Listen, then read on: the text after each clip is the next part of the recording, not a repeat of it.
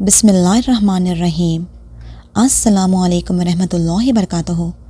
میری آج کی کہانی ایک پزا ڈیلیوری کرنے والے لڑکے کی ہے جس کے ساتھ کچھ عجیب سا ہوا۔ وہ عجیب کیا تھا، سننے کے لیے کہانی کو پورا دیکھیں۔ اور نئے آنے والے فرینڈ سے ریکویسٹ ہے کہ وہ میرے چینل مریم کہانی ہب کو سبسکرائب کریں اور بیل نوٹیفیکیشن کو آن کر دیں تاکہ ہماری تمام اپڈیٹس آپ تک پہنچتی رہیں۔ آئیے کہانی سنتے ہیں اسی کی زبانی۔ یہ کہانی ایک لڑکے کی ہے جس کا نام سلیم ہے۔ میں نے ابھی اپنا سیکنڈ ایئر کا امتحان پاس کیا تھا کہ ابو جان اللہ کو پیارے ہو گئے۔ امی، چھوٹی بہن عائشہ اور چھوٹا بھائی کاشف غم سے نڈھال تھے۔ اب میں ان کا واحد سہارا تھا۔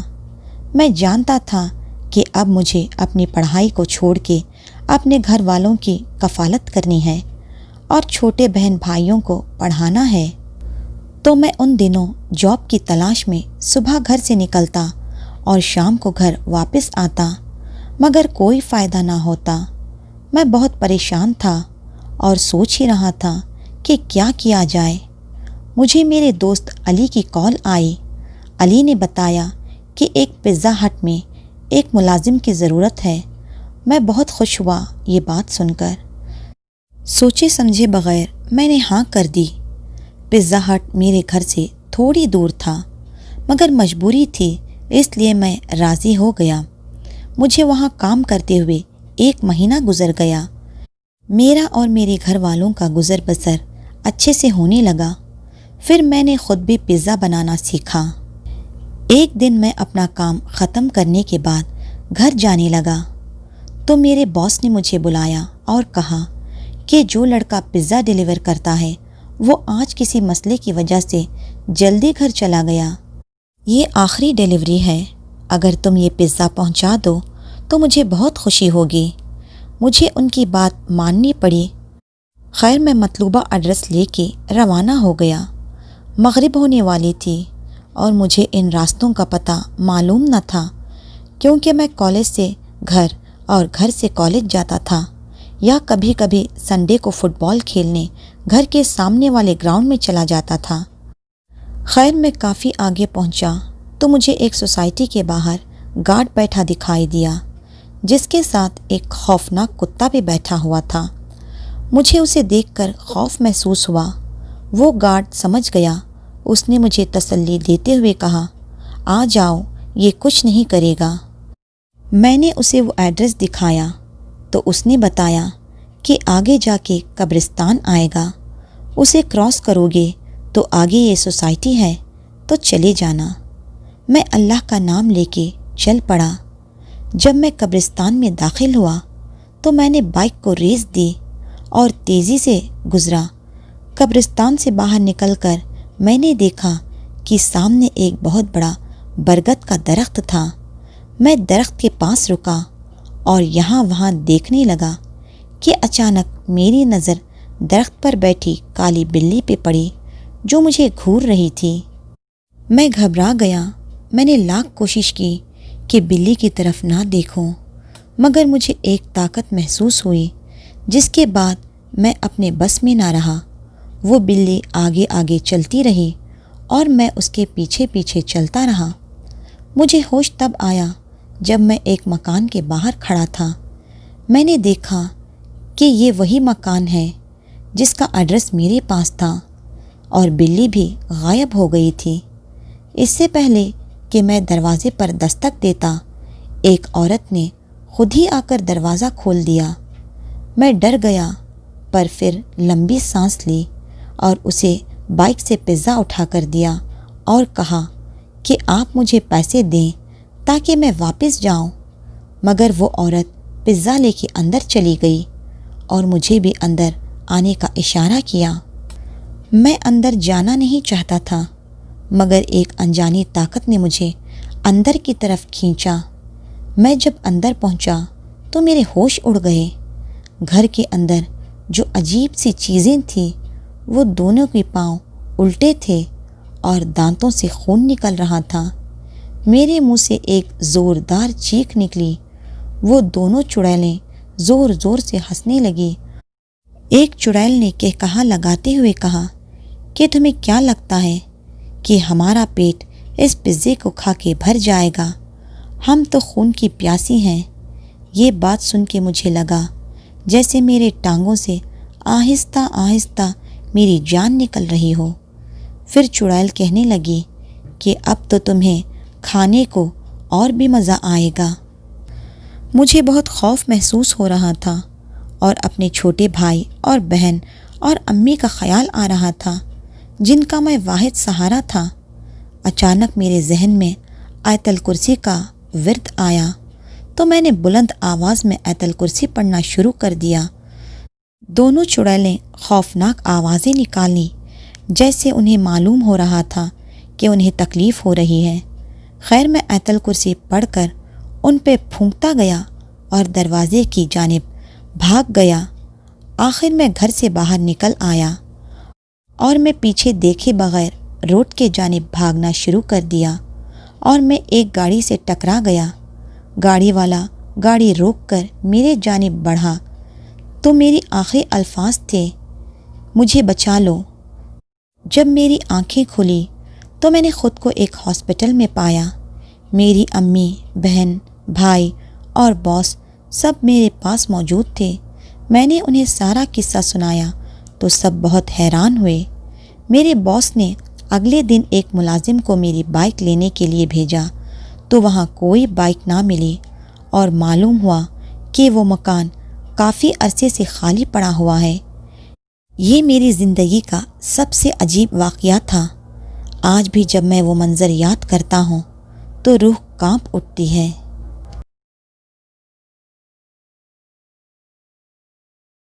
میرا نام محسن عالم ہے اور یہ کہانی آج سے 5 سال پرانی ہے۔ اور میرا ایک دوست تھا جو چھوٹے سے گاؤں میں رہتا تھا۔ گرمی کی چھٹیوں میں میں نے اپنے دوست کے گاؤں جانے کا پلان بنایا۔ اس کا گھر ایک ایسی جگہ پر تھا جہاں چاروں طرف صرف جنگل اور کھیت ہی ہیں اور سب گھر بہت دور دور بنے ہیں۔ اس کے گھر پہ صرف اس کے ممی پاپا ہی رہتے تھے۔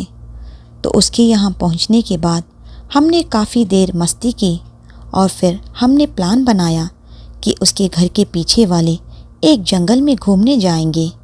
تو ہم شام کے قریب 4 بجے وہاں جانے کے لیے نکل گئے۔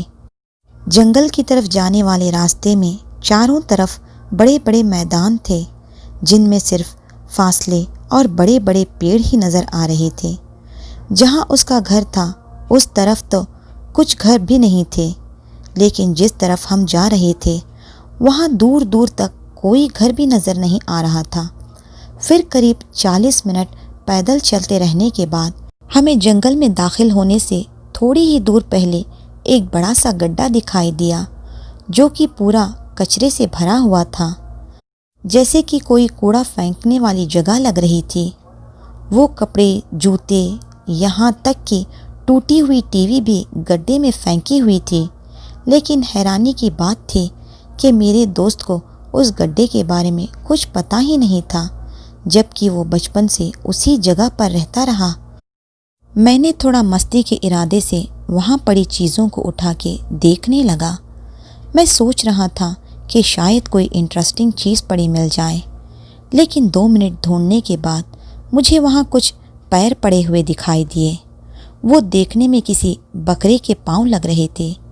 باقی کا جسم نہیں تھا، صرف گھٹنے کے نیچے کے پیر ہی تھے، اور وہاں کم سے کم 8-9 ویسے پیر پڑے ہوئے تھے۔ وہ دیکھ کر میں تھوڑا سہم سا گیا۔ پھر ہم نے سوچا کہ ابھی یہاں سے چلتے ہیں، جنگل سے جب واپس آئیں گے تو پھر سے ایک بار دیکھیں گے اس کو۔ اور ہم پھر سے جنگل کی طرف روانہ ہوئے۔ اب ہم بھوتوں وغیرہ کی باتیں کرتے ہوئے جا رہے تھے۔ کچھ دیر بعد ہم جنگل میں پہنچ گئے۔ وہاں جا کر ہم لوگوں نے کچھ دیر ریسٹ کیا اور پھر وہیں آس پاس گھومنے لگے۔ لیکن تبھی ایک آواز سے میرے جسم کے روم روم کھڑے ہو گئے۔ وہ ایک چھوٹی لڑکی کی ہنسنے کی آواز تھی جو کہ پاس کے ہی ایک پیڑ کے پیچھے سے آ رہی تھی۔ ایک بار کے لیے مجھے لگا شاید پاس کی ہی کوئی لڑکی جنگل میں کھیلنے کے لیے آئی ہوگی۔ لیکن میرے دوست نے بتایا کہ اس جگہ سے 1 کلومیٹر کی دوری پر کوئی گھر نہیں تھا اور جنگل کے اندر ایسی کوئی چھوٹی بچی آ بھی کیسے سکتی ہے۔ پھر سے وہی آواز آنے لگی۔ ہم بہت ڈر گئے اور دونوں تیزی سے باہر جانے لگے۔ واپس آتے ہوئے ہم پھر سے اسی گڈھے کے پاس پہنچ گئے، لیکن اس بار اس جگہ پر مجھے بہت ہی منحوسی کا احساس ہو رہا تھا۔ عجیب سی بے چینی ہو رہی تھی۔ اوپر سے دن بھی ڈھلنے لگا تھا، اندھیرا چھا رہا تھا، اور تبھی مجھے پیچھے سے ٹہنیاں ٹوٹنے کی آواز سنائی دی۔ وہاں کوئی نہیں تھا۔ میں نے اپنے دوست سے کہا، بھاگ یہاں سے، لیکن وہ تو جیسے ڈر کے مارے جم سا گیا تھا۔ اور اس سے پہلے کہ ہم بھاگتے، وہی آواز پھر سے آئی، لیکن اس بار وہ آواز بہت زور سے آئی تھی، بڑی ٹہنیوں کی ٹوٹنے کی۔ اس کا مطلب وہ جو کوئی بھی تھا بہت ہی بڑا تھا، جو اتنی آسانی سے ٹہنیوں کو توڑ پا رہا تھا، اور وہ ہمارے پاس آ رہا تھا۔ میں نے اپنے دوست کا ہاتھ زور سے تھام لیا۔ بھاگتے ہوئے ہم اپنے پیچھے کسی کے گھورنے اور تیز قدموں کی آواز صاف صاف سن پا رہے تھے۔ ہم وہاں سے بھاگتے رہے تب تک جب تک ہم اس کے گاؤں کے کونے تک نہیں پہنچ گئے۔ پھر ہم جلدی سے اس کے گھر پہنچے اور جاتے ہی لیٹ گئے۔ ہماری سانسیں پھول رہی تھی۔ کچھ دیر بعد جب نارمل ہوئی تو میں نے کہا، مجھے اپنے گھر جانا ہے۔ میرے دوست نے بھی مجھے منع نہیں کیا۔ ہم نے اس بارے میں پھر سے کوئی بات نہیں کی۔ مجھے لگا تھا وہ جو کوئی بھی تھا بس وہیں تک ہی تھا، لیکن میں غلط تھا۔ اس رات جب میں اپنے گھر پہنچا، اس کے بعد میں رات میں سو رہا تھا تو مجھے اپنی کھڑکی کے شیشے پہ پنجے رگڑنے کی ہلکی ہلکی آوازیں سنائی دی۔ میری آنکھ کھل گئی۔ میں نے اٹھ کے کھڑکی پہ دیکھا، لیکن وہاں کوئی نہیں تھا۔ وہ جو کوئی بھی تھا شاید مجھے صرف ڈرا رہا تھا، کیونکہ مجھے یقین ہے اگر وہ چاہتا تو ایک جھٹکے میں میری کھڑکی کو توڑ کے اندر آ سکتا تھا۔ یہ قریب 5 سال پہلے کی بات ہے، اور اس دن سے مجھے ہفتے میں کم سے کم ایک بار رات میں کسی کو اپنی کھڑکی سے ٹکرانے کی آواز آتی ہے، جیسے کوئی جان بوجھ کے میری کھڑکی پر کودتا ہو۔ میں نے آج تک یہ بات کسی کو نہیں بتائی۔ میں نہیں چاہتا کہ میری وجہ سے گھر کے سبھی لوگ پریشان ہوں، نہ ہی میرے علاوہ گھر میں ایسی کوئی آوازیں کسی نے بھی سنی ہیں۔ شاید وہ صرف میرے پیچھے ہے۔ اس پریشانی سے پیچھا چھڑانے کے لیے میں سوچ ہی رہا ہوں کہ میں اپنے گھر والوں کو کچھ بہانہ بنا کر یہ گھر چھوڑنے کو راضی کر لوں گا، لیکن پھر بھی مجھے ڈر ہے کہ یہاں سے گھر شفٹ ہونے کے بعد بھی کہیں وہ سایہ میرا پیچھا نہ چھوڑے۔ اور اگر دوسرے گھر میں شفٹ ہونے کے بعد اسی طرح کا معاملہ چلتا ہے تو میں ہمت کر کے اپنے گھر والوں کو ساری بات بتا دوں گا۔ سٹوری کیسی لگی کمنٹ سیکشن میں ضرور شیئر کریں۔ انشاءاللہ جلد ملتے ہیں ایک نئی ویڈیو کے ساتھ۔ جزاک اللہ خیرن کثیرا۔